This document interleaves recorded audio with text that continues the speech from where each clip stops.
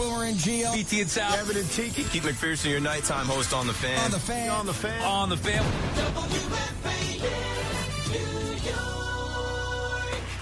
It's WFAN Daily, hosted by Pete Hoffman. Welcome to another episode of WFAN Daily. Yes, if you just were live with us on Rico Bruni, I jumped right onto WFAN Daily as Evan is still in Europe recording these crazy Rico Brunias at early hours on his end of the time zone. But for me, it's almost midnight. And what the heck? Why not finish up with some other things going on in the world of sports, especially with the Yankees? We missed out. We didn't talk about the Yankees on the Rico Bruni because we don't do that. So I wanted to do it here on WFAN Daily. Again, it's Pete Hoffman with you. Thank you for joining me on WFAN Daily. You can always check me out at Hoff WFAN. So subscribe, all that good stuff on the Odyssey app and more. Now, first half of the season is over. An all-star break is here, so it's officially going to turn into the second half of the season very, very soon. And 60-plus games left to go, and both the Mets and the Yankees sitting in that second place spot. Both are fighting for wild card spots. I mean, if you go through it, the wild card chase is tight.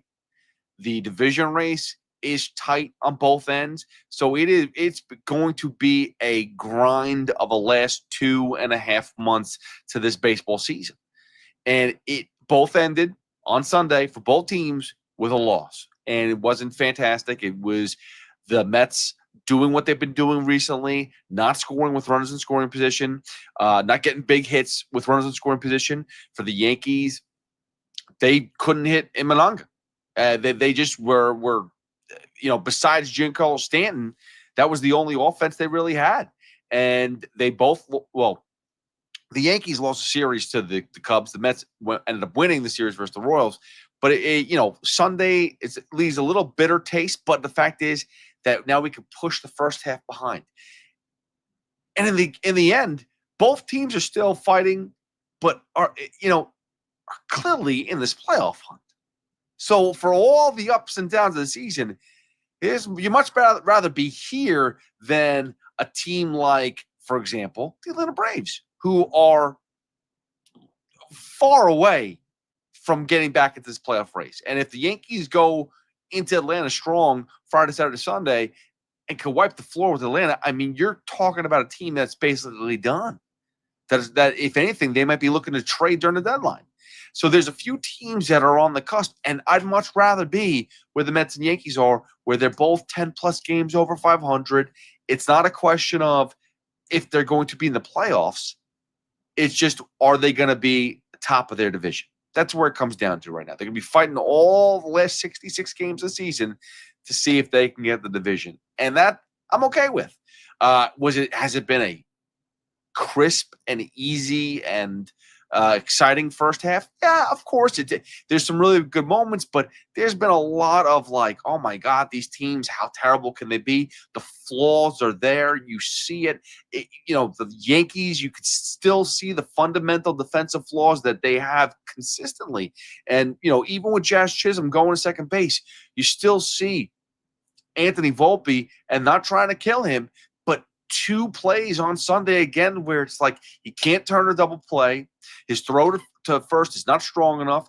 And then you see, again, too, a simple grounder late in the game to Vulpi, and he doesn't throw it quick enough to Jazz.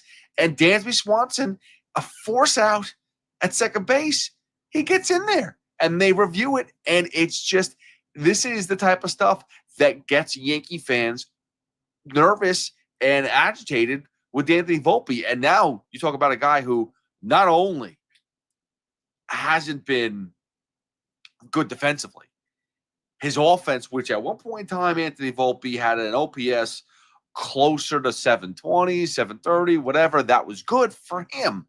We're not sitting there and saying that, Anthony Vulpi with an OPS of 720, he's an all-star. But that was improvement, right? We're looking for improvements year in and year out. He's back to his 669, 670 OPS. and that's not good enough. That is not a professional ball player's OPS. It just we can talk about it as much as we want, but that's the reality. He is slowly fading offensively, and they've got to figure something out with Vulpi. And first shots have been fired by the Yankees.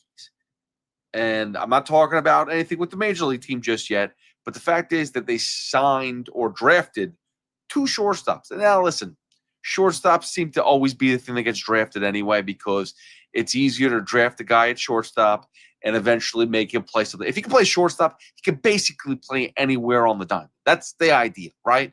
So, I mean, freaking Jacob deGrom was a shortstop. He turned into a pitcher. You just never know where he's going to be. So, shortstop, that's the name of the game. But the Yankees drafted 2 of them. First pick, a high schooler. He's not going to see any real time anytime soon. We're talking about a guy who may see 4 or 5 years down the line sometime. He's 18 years old, 17, 18 years old, or whatever it is. So I don't expect to see him suit up in the pinstripes. Maybe in the next 3 years, but we're talking down the line. But the second pick, it was a pick 103. They take another shortstop. So maybe they're trying to light a fire under Anthony Vulpi and say, you know what? You're just not doing it. Batting .214 right now. On-base percentage is lower than 280 or getting close to 280. I mean, Anthony Vulpi has unfortunately had a really bad turn of events. And my thing is, and I'll say this before we move on to the next part of the WFAN Daily, I am not done with Anthony Vulpi. I'm not saying he's not going to be able to be a good major leaguer. We've seen now pitchers, and he's not a pitcher, but we've seen certain athletes in baseball find themselves later on in life. And later on in baseball, I'm talking about 27, 28. That's not really that old in baseball. Prime is between 27, 33, 34 years old. So you could still have a good career. He's 24 years old. The problem is the Yankees are force-feeding him out there like he's Derek Jeter, and he's performing more like Derek Jeter. I don't even know who that is, but that's what I'm talking about. Like, he's performing, I would like to even say Ray Ordonez, but I'd be, totally dogging on Ray Ordonez how skilled he was defensively. I'm trying to think of like a really bad shortstop who just can't hit, can't field, but he's a shortstop. I'd say Gleyber Torres, but Gleyber Torres is an all-star. So it's been a tough run for Anthony Vulpi. He's not done yet. But the Yankees should do the smart thing and send him down. Give him more time. There was no reason to force him into this lineup. Listen, they made the World Series with him, so I guess you can make the World Series again with him, but it's tough to watch. That's the problem. Mets, on the other hand, they lose.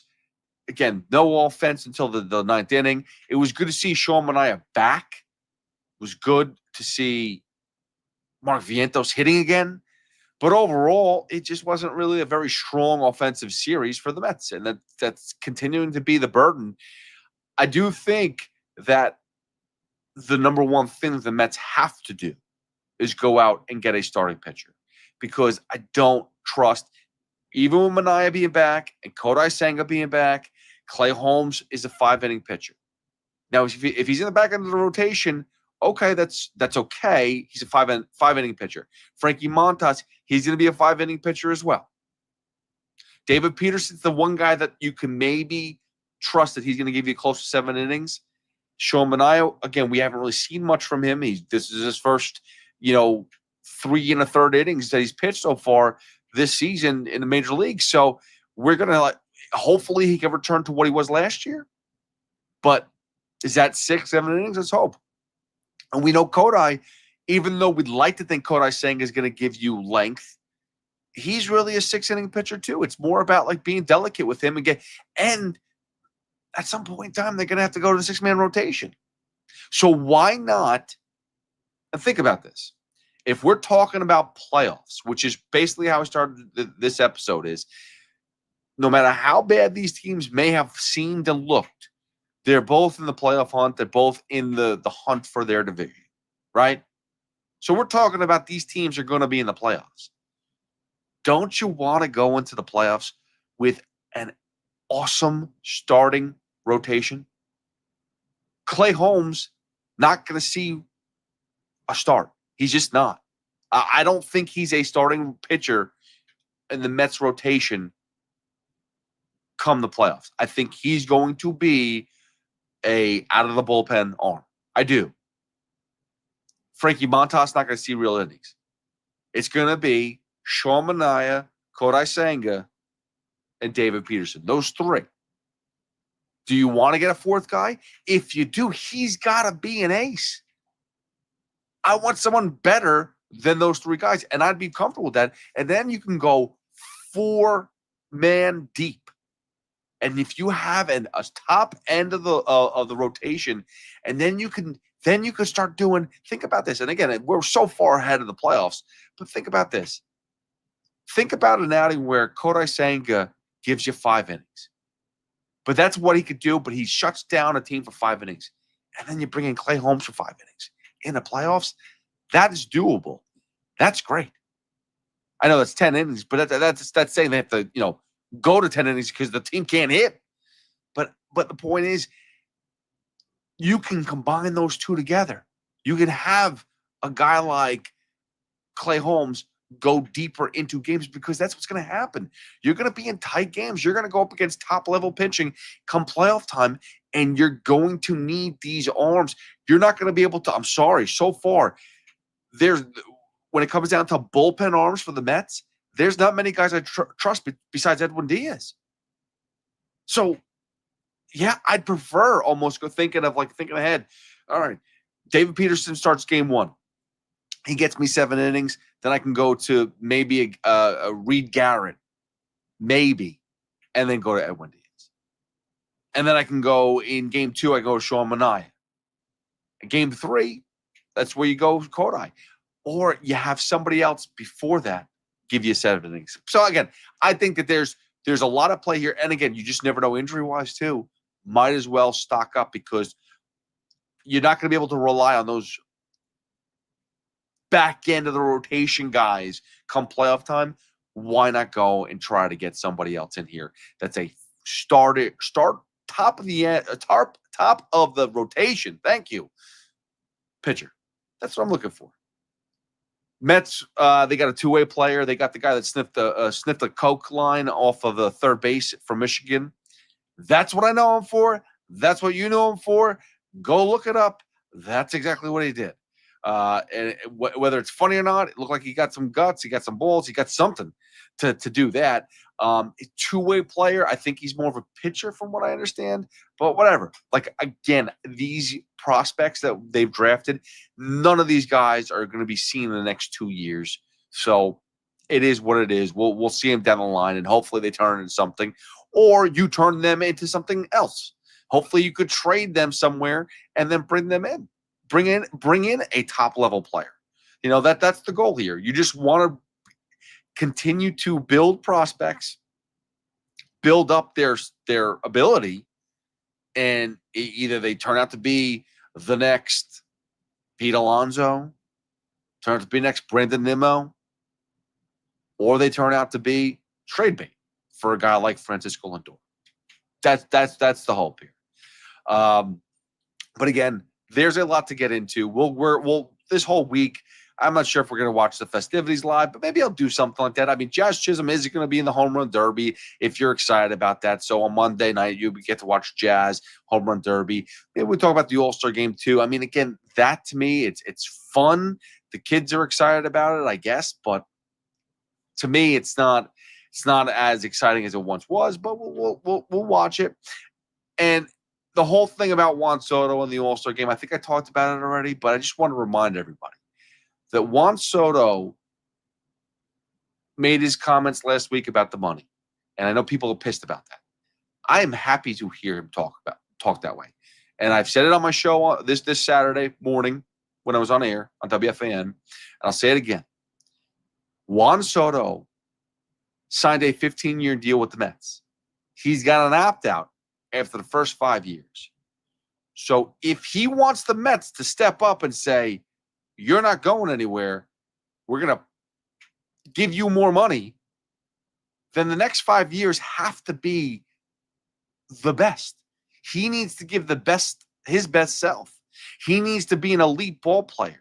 So when you sit there and say, and we know it's about them, we've always known it's about the money when it comes down to Juan Soto, but when it comes down to the fact that, oh, well, he's penny pitching, he wants, even more money. Yes, he does. He wants to have that $800+ million contract that he signed up for. And there's a lot of incentives in his contract, whether it's MVPs, whether it's MVPs of the playoffs. There's so many different things about Juan Soto in his contract that, like, it bolsters up. It just makes his package even juicier. So why would he not want to go out there and be an all-star?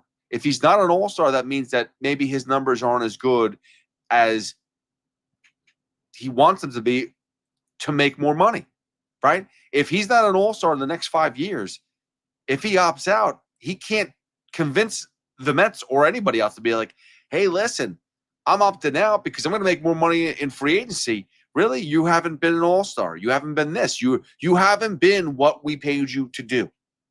So because of that, go walk. See if you can make more money. It's a test. I hope he opts out. I hope that in 5 years, he says, I want more money.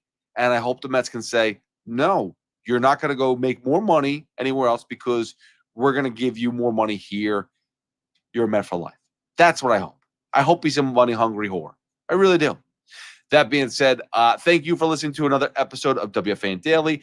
Again, every day here, I will give you the latest news of what's going on. Mets, Yankees, obviously. The camps are starting up soon with football. That's going to be exciting. And maybe something else that goes on. Maybe we'll get some interviews going on here too. I will look forward to hearing you guys or seeing you guys tomorrow. And then if you want, always check in Monday through Friday. BT and Sal, I'll be there. Rico Bronya podcast, I'll be there as well. And every Saturday morning, 2 a.m. to 5 a.m. on WFAN. And you could always, don't forget to download the Odyssey app, which is where you can get Boomer and Gio, BT and Sal, Evan and Tiki, Chris McMonagle, Keith McPherson, you name it. They're all on the Odyssey app on demand whenever you want it. If you miss anything, you hit the rewind button. If not, you go download it and you can watch the podcast. So there's a lot to do. Like, subscribe, and don't forget to follow me at HoffWFAN. I will see you guys tomorrow. Peace.